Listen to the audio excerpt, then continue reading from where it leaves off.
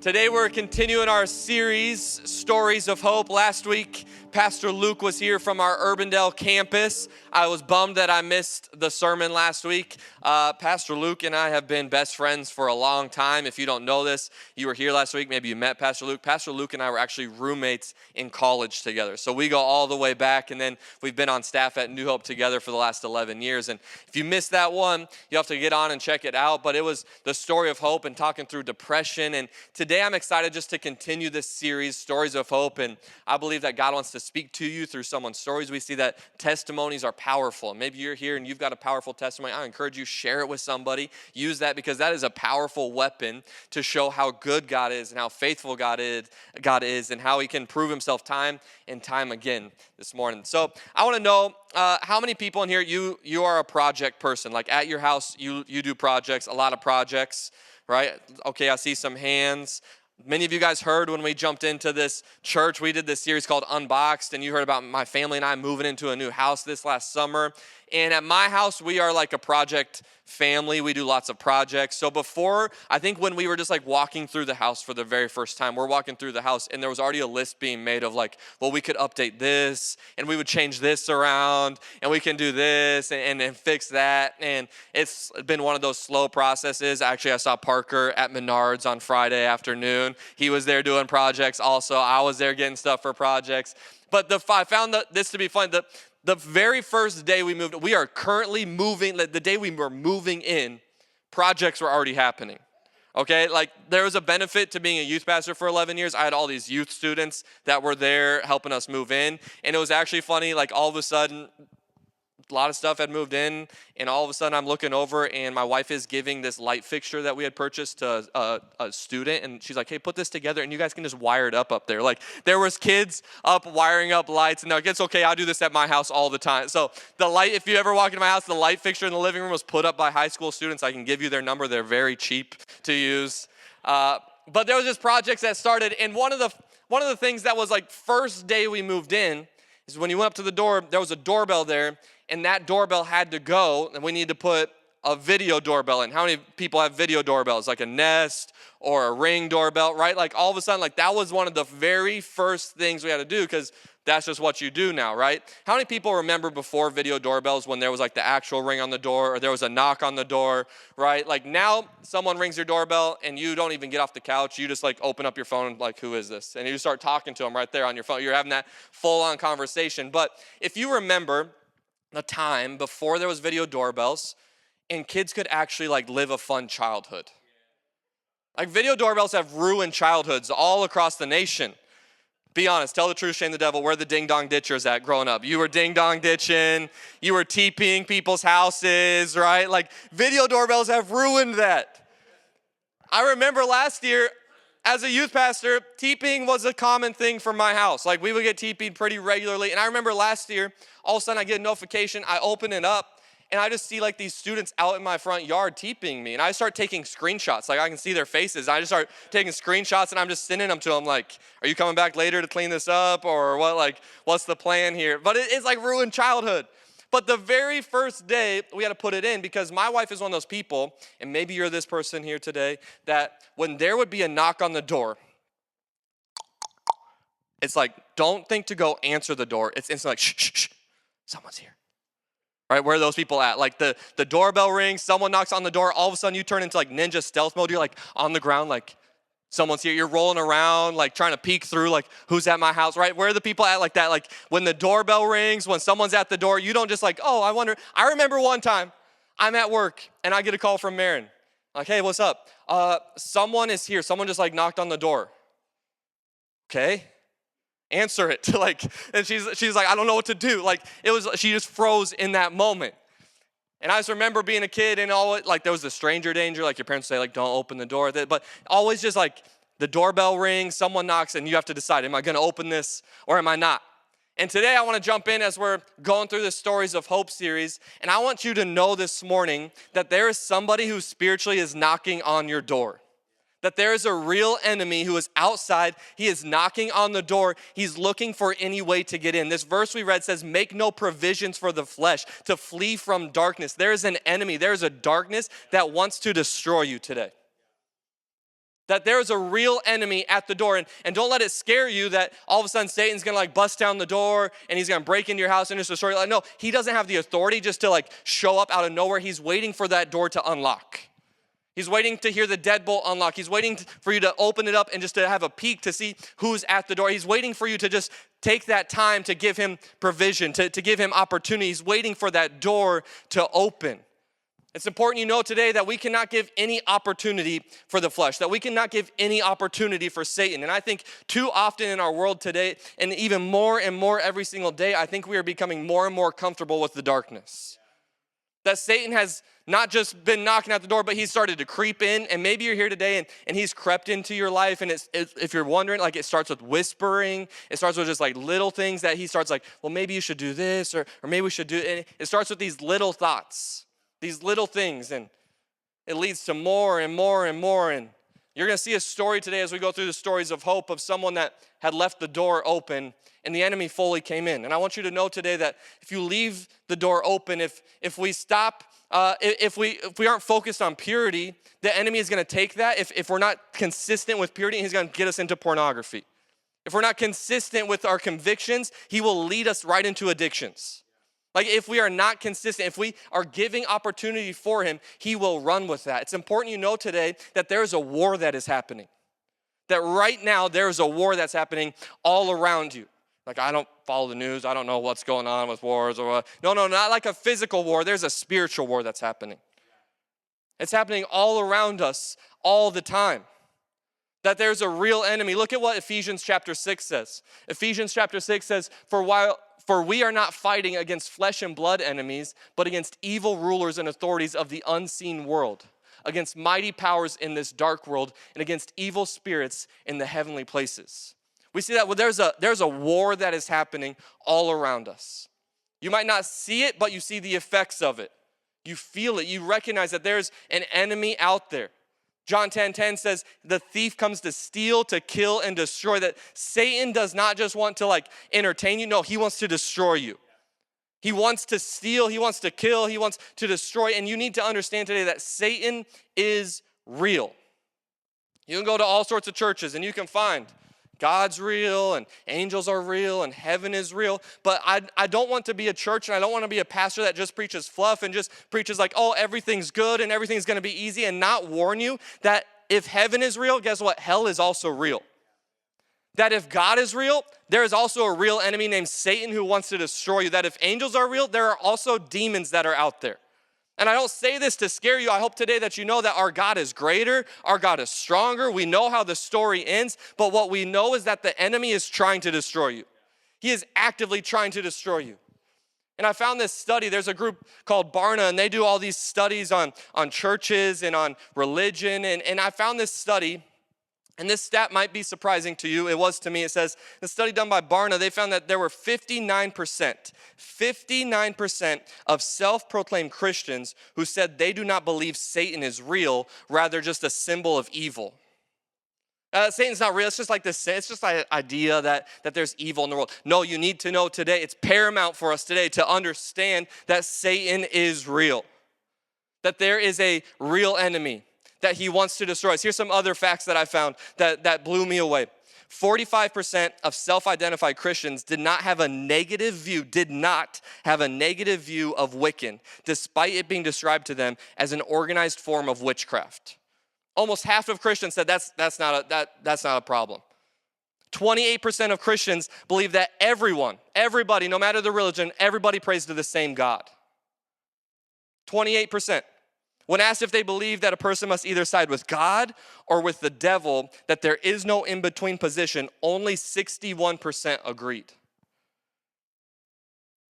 That there are 40% of Christians are saying like, you don't have to side with God or with Satan. Like there's just the in-between ground. No, you need to know today that it's either God or it's not. It's either God working it for good or it is Satan working it for evil. It's not an in-between ground. There's no middle ground here. There's no middle safe ground. No, it's either God or it's not. Only 30% of Christians believe Mormonism is different than Christianity. And when faced with this statement that the Bible, the Quran, and the Book of Mormon were all different expressions of the same truth, 41% agreed. can I tell you today that Jesus showed up and Jesus said, I am the way. He didn't say, I'm one of the ways, I'm a good way. No, Jesus said, I am the way to heaven. I am the light. There's not other ways into heaven, which tells me this, that there's not a middle ground. It's either God or it's Satan, meaning that you either say that Jesus Christ is Lord. Every other religion, I would say, is demonic. Every other religion, I would say, is from Satan, that it's lies and it's Satan whispering. We know that Satan's native language is to lie. And what he's done is he's twisted people's ideas and thinking. He's like, oh, you just be a good person, and if you just do this, it's all good. No. It's either Jesus Christ is Lord or it's from Satan. And he is at work. 1 Corinthians 10:20, it says this. No, but the sacrifices of pagans are offered to demons, not to God. In 1 Corinthians, it's saying that sacrifices and worship, that if it is from someone who is not declaring that Jesus Christ is Lord, it's not going just to another God. No, it's going to a demon. It's going to Satan. And I know that this for some people might be a little bit like, wow, this is intense and this is heavy. But I just felt as I've been preparing that we need to prepare you. We need to prepare as Christians to understand that there's a real enemy. That there's an enemy that's after your soul. There's an enemy who's after your eternity. There's an enemy who's after your family. And he starts to creep in and he starts to whisper and he's looking for an open door. And maybe you're saying, well, I'm not doing any of those other religions. I declare that Jesus Christ is Lord. Like, I believe that Satan is real and that God is real. I fall on the right side of those statistics that you just said, but I want you to know today that he's looking for open doors in every way. He's looking for open doors in music that we listen to, in movies that we watch, in TV shows that we watch, in accounts that we follow on social media. Well, those accounts don't influence me. Are you sure? Because they're called influencers. Like, everything the enemy is working to pull you down. He's looking for an open door. Maybe you're saying, yeah, but that music though, like that one playlist takes me back to high school. It takes me to college, and like it just takes back all those memories. And that show, like it's so good to just get home and watch that show, and I can just like unwind and everything's good. And go in there, like don't mess with my Friday nights. Okay, I give you Sunday morning, don't touch my Friday nights. Like, but I want you to know that Satan is looking for an open door. And what's gonna happen is we start to let that door open, and he starts to creep in and maybe say, yeah, I'll shut it though when it becomes a problem. I wanna know, just out of curiosity, how many people lock their doors at night at your house? Like, you lock your doors? Anybody just like, I leave my doors open? Anybody? Okay, look around. If there's any thieves in the room, that just gave you the playbook for tonight. But maybe you're here and you're like, no, I'll deal with it when it becomes a problem. But until then, like, that show's good. The music, I love that music. I love that playlist. I love doing that. Like, I'll deal with it when it becomes a problem. I would just encourage you, like, how about tonight? You have a lot of faith. Just leave your door open tonight at your house. Like, when you're going to bed, just actually open up the door, turn the light on. Actually, you could go to Menards after service. You get one of those neon open signs, and you could just like put it up outside your house, and you could just see what's going to happen, because maybe something good happens. Maybe it's not a thief that shows up. Maybe it's a cleaner that shows up, and you wake up in the morning and your house is cleaned. Maybe it's like someone wanting to bring a present. They just want to bless you. Like, you don't know, like it could be great. Like you could leave your door open. You could wake up and there's all this cash on your counter when you wake up. It could be a great morning. Just go ahead and test it out and try it. No, you would be like, no, it's not worth it. It's not worth the chance that someone's going to show up in my house. Yeah, maybe something good happens. Maybe it doesn't. Maybe that person doesn't destroy me. But most likely you're saying it's not worth testing it. The risk isn't worth it, because what you know is if that open sign is outside your house and the doors are open, you're waking up tomorrow and everything's gone. TV's off, like everything is stolen. You know that if you leave that door open, that you maybe not even wake up tomorrow. It's not worth the risk of what's gonna happen. But here we are, and we're making sure we physically lock our doors. I wanna tell you that spiritually this war is happening. And it's not just a random, like, oh, maybe randomly the thief is gonna drive by and randomly he's gonna try it again. No, he is constantly at the door knocking.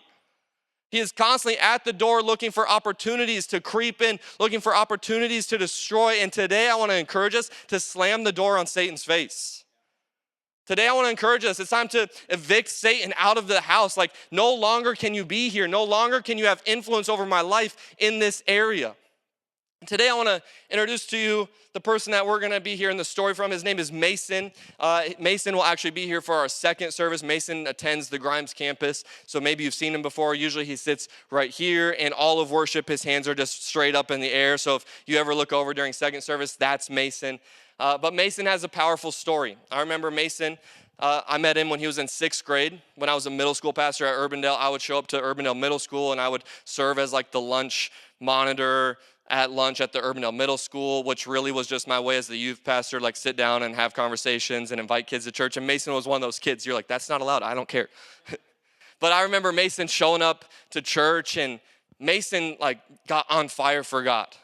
I remember one Wednesday night as a 6th grader, I think he showed up one Wednesday night. He's like, hey, Pastor Zach, or you'll hear he calls me PZ. Hey, PZ, I brought all these friends today.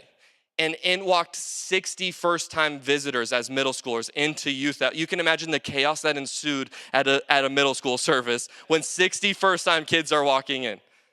But this was the type of kid that Mason was. But what you're going to find is that while Mason had said yes to Jesus, there were doors that he had left open. There were things and influencers that he still allowed to influence his life. There were substances that he continued to use. There were things, he's not going to go into it, but there were things that had happened to him that he had never really dealt with from the time that he was younger. But what you're going to see is that even though that Satan is at the door, even though Satan will grab on and try to control, that our God is stronger today. So don't let this be a message that just encourages you of like, you should be scared and you should be fearful and don't like around every corner, like you're going to get attacked. No. Like, yes, there is an enemy that wants to do that, but also our God is stronger today. And what you're going to see is that he's faithful, and you're going to see that he proves himself here in this story of Mason. So turn your attention to the screen and watch this video. So I'm Mason Sherwood. I am 22, almost 23. I never grew up going to church every Sunday. My family is not necessarily super Christian. I just didn't grow up that way. Church wasn't involved in my life. And I met PZ randomly one day. I don't even know how or remember how. And he brought me to NH Youth. And I went there for a good solid 2 years. And then 8th grade, kind of everything changed for me. I was a wrestler, a football player, soccer player. I did even track at the time in middle school. And I was a huge athlete at my school. I kind of got my world twisted a little bit when I realized that I wanted to be a popular jock. I wanted to be a partier because I saw older kids do that. So I kind of just cut church out because I would get made fun of. Mason, why are you inviting people to church, this and that? So I just stopped. From 8th grade all the way to the day that Jesus saved me, I fell into a deep state of addiction. I started drinking when I was 13 years old. I smoked weed when I was 13 years old. And from that, systemically, my life just tanked down from there until my lovely wife came back into my life. And every single day, she never really gave up on me, and her parents didn't either. Like she was slowly trying to inch me there, but because my door was wide open for the evil, that door was there's nothing left to come back into that door. My room was full of evil, and I wasn't willing to let it out. Her father is a part of this group, it's just a Christian group, and they do a conference every year. And her parents, Hannah told her parents mostly everything that was going on in our relationship and about myself. And they were really praying for me and really trying to get me to at least just inch closer every day. And because of this conference that they had, they invited me to it, and it's called YPO. At the time, I was a big corporate guy, so I saw it as an opportunity just to network with the people. I knew it was about God. I didn't really care about that part. All I cared about was the part of networking with all these really successful people. So I accepted based on the sole fact that I was going to go talk to all these super successful people. And I get there, and it was that way for about 3 days. It was a 4-day trip, so the third day All I was doing was talking to these people, being fake, and just trying to network with them and get them to like me. And then one day we had a speaker named Tom Terrence, and I just kind of asked him, like, hey, Tom, what is your advice for me? Like, my dad was very much like you in your scenario. Like, how can I help my father? And he simply said, well, have you prayed for him? And I said no, because I haven't prayed since 6th grade. I was like, no, I haven't prayed for my dad. And he's like, well, that's the first thing that you should do. And then Jeff, so Hannah's father, gave me a little nudge, and he's like, well, why don't you tell him about yourself? And I felt, for some odd reason, I just felt inclined to give him a little bit of my story. So I gave him like a quick 5-minute brief scenario of my story. And the one thing that he said to me was, well, have you prayed for yourself? For some reason, that moment is what switched everything around. And I was like, you know what? Maybe I am gonna try to pray. And since I was so far away from the Lord, I didn't even believe that he was real. So my prayer was super short. It wasn't anything crazy. All I did, I sat in the pillow face down like this. And I said, Lord, are you real? Lord, are you real? If you are real, just show me that you're real. Show me something. Give me something. I just want to see that you're real. And I probably prayed that for like 30 minutes. That's it. That's all I prayed. And then it comes to the last day of the conference. All of a sudden, the room got really narrow, and I kind of just saw like tunnel vision, and my body started shaking. I didn't really know what was going on, and all of a sudden I hear the word of God say, Mason, I'm here, I'm real. Go talk to Brandon. And I was like, what is that? So I really started freaking out at that point. And I even tried repeating back what he said just to make sure like I wasn't talking to myself. And at that moment, after I repeated his words, I heard it one more time. Mason, I'm here. Go talk to Brandon. That kind of just blew me away. I immediately got up. I went and grabbed Brandon. Me and Brandon were in the room, and we went through a guided prayer, holding each other's hands, and God freed me from all of that. He freed me from all the stress, and he healed my head and the ginormous holes in my head. And I at that moment, I mean, we were in that room for I don't know how long, 3 hours. The Holy Spirit was super thick. And that moment right there is the best moment of life, because I was sitting next to someone who I felt was just like me.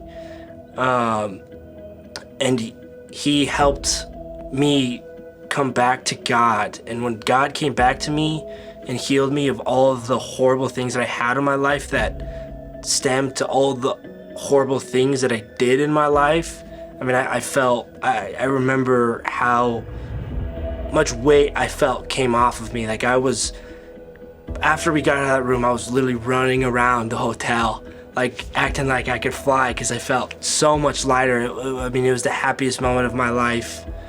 And that's the moment when I really realized, like, God is real. God can do miracles, because he did the miracle in my life by healing me of these horrible things that I've never been able to talk about. The day that happened was February 24th, 2024. And I have 24 tattoo on my arm. That's been the number I've worn for my entire life in all sports. Even after the moment that I was saved, I mean, yes, I was saved, but it was not like a snap of a finger. The rest of your life is now good. That's not what I experienced at all. I still had to work to actually change myself and change the person that I wanted to be. He helped me see and believe that I could be that person that I wanted to be. If you know somebody that was in kind of the same situation that I was in, or in a dark place, in a dark hole, the biggest thing that really helped me, and what I would tell you guys, is to be that support system, to be my wife, and to be Jeff Johnson and to be Brandon McNace, and even to be PZ. PZ's been praying for me for years. I ghosted him, and he prayed for me for, I don't know, 8-10 years. And Brandon said, hey, you know this Mason Sherwood guy? And he was like, what? And he was like, yeah, I just saved him. Like, Jesus just came back to him. And PZ was blown away because he's been praying for me for 10 plus years. I will always be thankful for Jesus, for saving me and forgiving me for all of the horrible things that I've done. And to this day, I'm still thankful for what he's done in my life. I'm now happily married at 22 years old. Hopefully to start a family soon. I have a wonderful business, and I am doing almost too well for a 22-year-old. And I wouldn't be able to do that unless Jesus saved me and unless I walked with Jesus every day. He will always be with you. He will sit right next to you. And as long as you have the faith in Jesus and you love him, you can walk through any mud that you're in. You can walk through any addiction, any pain that you have, any like dark hole you're in. Like, you can get through it as long as you choose that Jesus is gonna do it. So as he said, I had him in my youth ministry. Randomly, he just ghosted me and just fell off. I didn't hear from him, and I'll be honest, there was for years from that point on, I've had thousands of kids come through youth ministry, but for some reason Mason was one that just always stuck. I mean, you bring 60 first-time visitors, there's something on your life there that's what happened there. And I remember just Marin and I praying just consistently for him, even though I didn't see him, even though he wouldn't respond to me. I remember walking into the youth room many weeks and just it hitting me of remembering that kid. And for years and years I prayed, and he kind of filled in a little bit, but he's at this event in South Carolina, right? South Carolina, is that where it is? And randomly Brandon is at the event. And Mason, he didn't want to go into too much detail because he's like, I'm not sure how people are going to respond to all of it. So I'll fill you in on some of the details because I'm okay going there with some of it. But Brandon takes him into this room, and yeah, for 3 hours they were in there, and there was a demon that was cast out of Mason in that moment. What a crazy coincidence. I had been praying for him for years. Brandon had no idea who the kid even was. And all of a sudden it's wait, Zach, just a crazy moment. And I hope that encourages someone today. I thought there was all sorts of different ways we could go today. But for 10 years I prayed for him. For 10 years I didn't hear anything. And then all of a sudden God showed up. And God is faithful, and maybe you've been praying for somebody and a family member, a friend, a relative, a kid. I want you to know that God is faithful. Keep praying, keep working. You might not hear anything. You might not see any signs of anything, but God's going to do it. God can do it. And it's just been so cool. There's many times that Mary and I will talk, and it's it brings me to tears of just this relationship that was so far, that had gone so wrong, and I didn't even understand how. And now I know the rest of the story, that the enemy had just crept in and destroyed him. But I had the privilege this last year to do Mason and Hannah's wedding, and I got to marry them together. And it's just been so fun that he's been a part of this church. Last week, if you were here, he was on the teardown team last week. Next week, he's a servant helping with the kids area, and even Marin's trying to talk him into being on the worship team. It's just so cool to see someone that was so far, and what the world would say is they're too far gone, selling drugs and so far gone, and God showed up. But it started with an open door. It started with a whisper. It started with giving the enemy provisions. It started with giving the enemy an opportunity. It started with just allowing him through music, through movies, through different things. It started with, like I said, yes to Jesus, but I didn't fully shut the doors in all of these other areas of my life, and the enemy crept right back in. I want you to know today that Satan is looking for any way he can to have influence and control over you. And it starts with a whisper. It starts with a thought. And many times people have this idea, if I think it, it must be true. If I have the thought, if I think this is who I am, if I think this is what I should do, if I think this, then that must be true. Why? Because the enemy is trying to get into your thoughts. Here's why. Because he knows thoughts lead to actions, actions lead to habits, habits lead to a lifestyle that determine the direction of your life. I'll say that again if you're taking notes. Thoughts lead to actions, actions lead to habits, habits lead to a lifestyle that determines the direction of your life. So the enemy knows if I can get in your thoughts, I can determine the direction of your life. If I can get in your thoughts, I can change the actions. It starts with a thought. and then the enemy has control. Maybe you're here today and you're saying, yeah, but I hear what you're saying, and I believe Satan is real, and I believe God is real, but I'm a Christian, and I don't think Christians can deal with demons. Like, I don't think that to be true. I would say the enemy doesn't care what you think. You could be here today, and you could be like, I just really think that Americans, if you're American, if you're like really patriotic, I don't think that you can have mosquitoes in your house. I just don't think that's true. Like, you could be you could have a big American flag outside your house. You could be wearing the USA t-shirts, like Olympics are getting ready to come up. You could have the USA jerseys. You could really celebrate the 4th of July, like go all out. But guess what? That mosquito doesn't care what you think. If there's a door that's open, the mosquito's getting in. It doesn't care if you have an American flag. It doesn't care what you did for the 4th of July. Hear me, the enemy does not care what you think. Doesn't care if you've got a cross up at your house.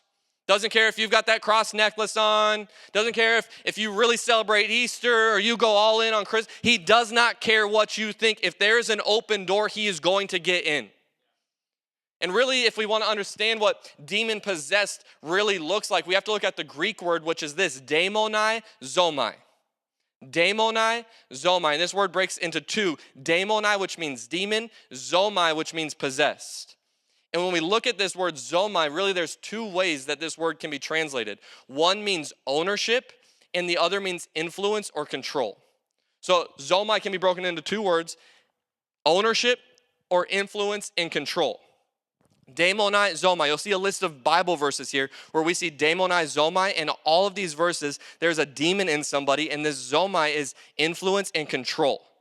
So we see that you can be a Christian and have influence from a demon.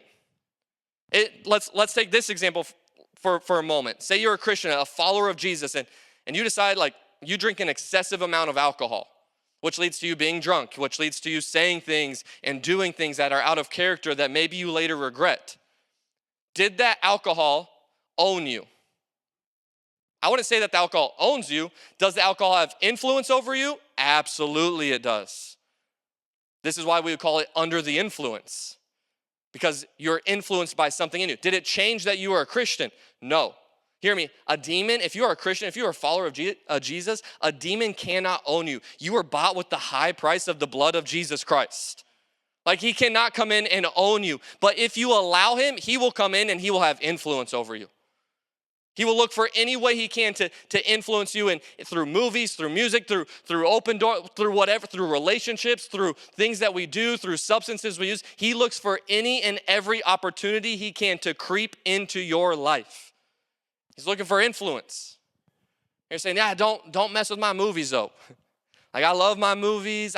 I've got my, like those movies, they don't influence me. They don't really impact me. Are you sure? Because we'll sit down. And for an hour and a half, 2 hours, we have undivided attention to the screen. Are you sure? Because we're looking for ways that we can like sneak in that movie quote, or we're watching those movies where we're just like singing the songs from the movies over and over and over. I want to share with you a story from one of my friends, Emily, as the worship team comes. And Emily was sharing with me that for years she struggled with fear and anxiety. For years, just fear would just overwhelm her, and it just had like control over her life. Like it would impact her day-to-day decisions. And as a mom, like you can imagine as fear creeps in, like it really starts to take a wear on you. And she said for years and years, she would pray that the fear and the anxiety, that it would go away. And for years and years, she prayed. And then finally, she was praying one day, and she was set free from that fear. She was set free from that anxiety. And she was like, I'm good. Like for a couple years, she walked in the freedom, didn't have any of the fear anymore. And then one day, she was telling me one day, all of a sudden, it just like that, all of the fear came right back again. She was like praying and like trying to figure it out. Like for years this wasn't bothering me, and why did all of a sudden this just come back right now? Like I don't understand. And she met with her mentor, and her mentor had her retrace her steps. As she retraced her steps, she realized the moment that fear and anxiety started all over again was the moment that she watched the movie Wicked. Now, I'm not going to be up here telling you, like, you should not watch that movie. Like, is watching Wicked a sin? No. Is watching Wicked going to lead you having a demon? I don't know. But what it does is it has influence over you. And for whatever reason, she recognized when I watched that movie, all of a sudden something came over me and it led to this fear and this anxiety again. She said, I repented. I repented to God. I asked for freedom from it. And she's like, and just like that, I was free again and I didn't have to struggle with it anymore. So am I saying that, once again, am I saying that you can't watch certain movies, that those movies are sinful for you? I'm not saying, like, you can test it out. Like, you can try it all you want. You can go home and you can leave the door open to your house and just try out, see if good things happen. But I'm also just wanting to warn people today that I believe it's time for Christians to rise up and for Christians to decide, like, I'm not gonna allow the enemy to get into my house. There's shows that I've watched at my house that we've been good watching, and I'll tell you that there's times I've watched shows and I've felt wrong about it and I finished it, and maybe you've been there before, you watched a movie, a show, you listen, and you just like felt wrong, and you get done, you're like, man, that just didn't feel right. Like, let me encourage you and let me empower some people in the room today. You have the power, you have the remote in your hand, turn it off. Like, there was a show that came on and I didn't know if I was gonna share this or not, but there's a show that I was watching for a while called Stranger Things, and I was into it and everything, and all of a sudden something just like didn't sit right. And I'm not gonna be the guy, like, if you come to me later, like, so here's the list of shows I watch, which ones do you think I can, you pray about, like, you figure that out, all right?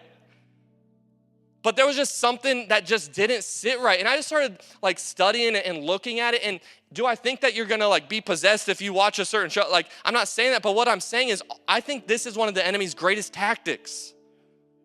Why? Because I'm watching these shows where there's the upside down and there's this darkness. And what the enemy is trying to do is he's trying to get us to be more and more comfortable with darkness. One of his greatest tactics is for us to not be afraid of the dark anymore, for us to not be afraid of evil anymore. Why? Because, well, that door's open. Yeah, that's not that scary anymore.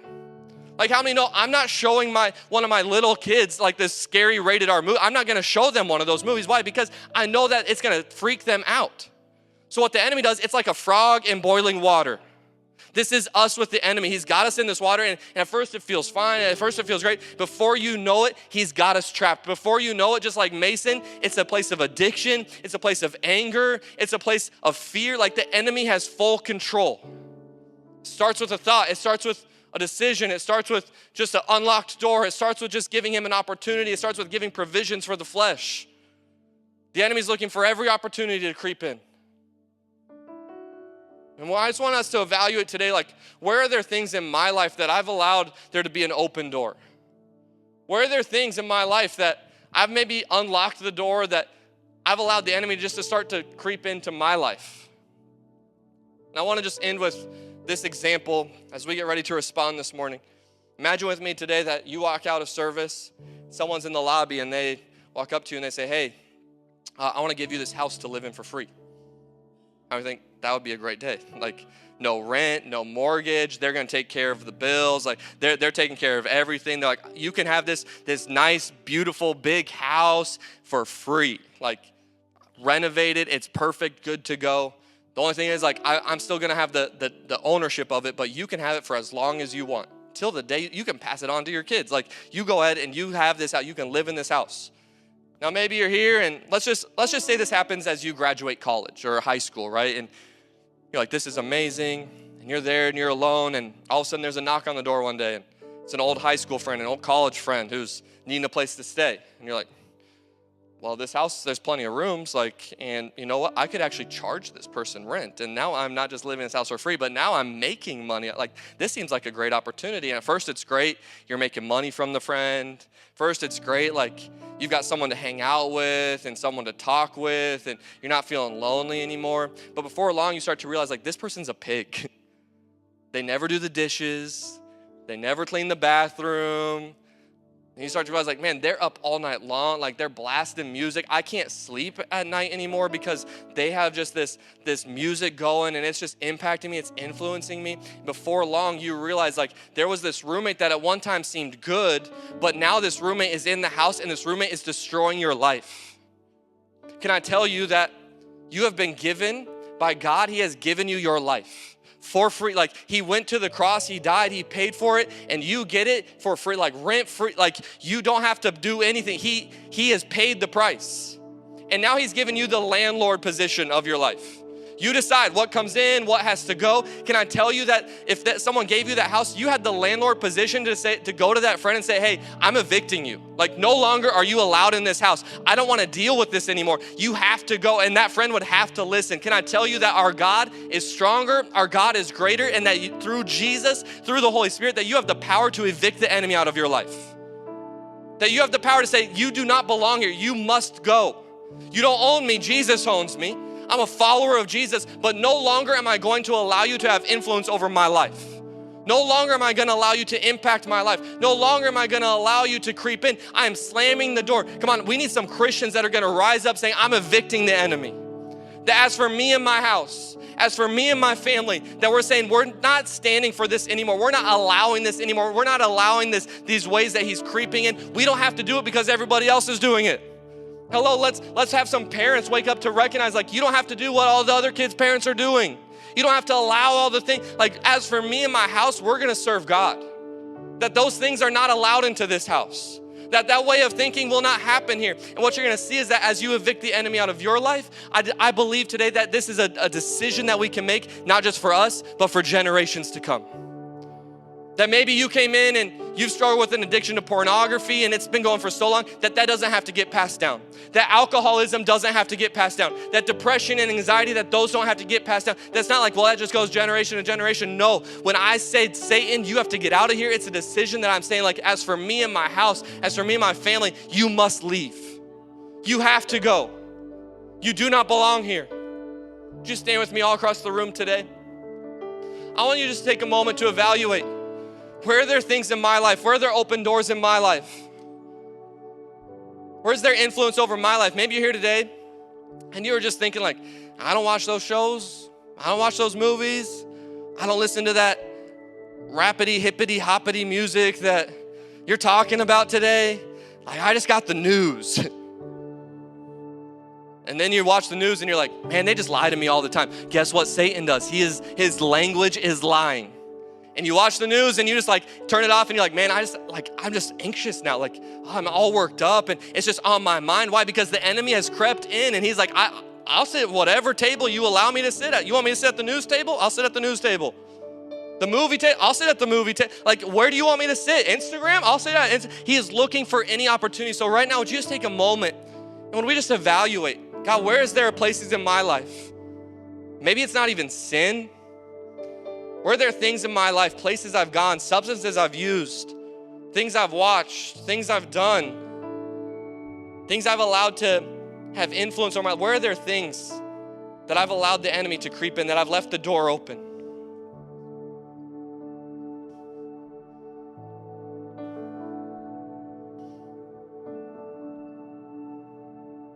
I just want to give an opportunity right now.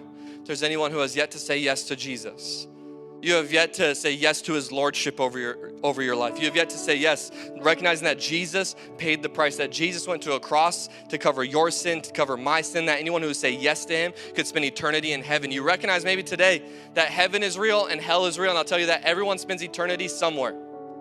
And to say yes to Jesus is to spend eternity in heaven with him. Maybe today for the first time, or maybe you have yet to say yes to him and you've been coming around, or maybe you said yes a long time ago, but you have not been living a life that follows Jesus. You want to say yes to him. As I was praying this week, I just felt like, man, maybe for some people, you've been coming to church for a while and you feel like, I want to say yes to Jesus, but I got to clean some stuff up in my life first. Like that whole, like if I just raise my hand and I say yes to Jesus, that seems too easy. I'll tell you what, like it honestly, it is too easy. Jesus made it way too, he made it as easy as possible.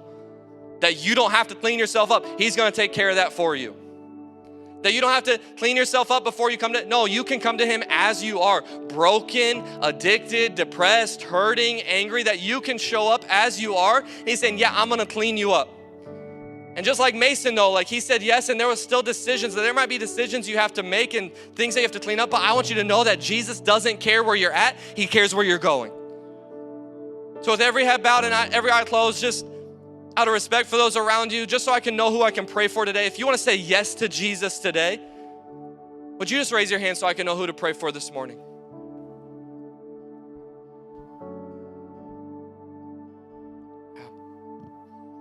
Jesus, we thank you for your salvation. We thank you for paying the price for our sin. We thank you that you love us where we're at. We thank you that you have freedom, that in the name of Jesus there is freedom. We thank you that you're changing eternities. And God, right now we pray for freedom in this room.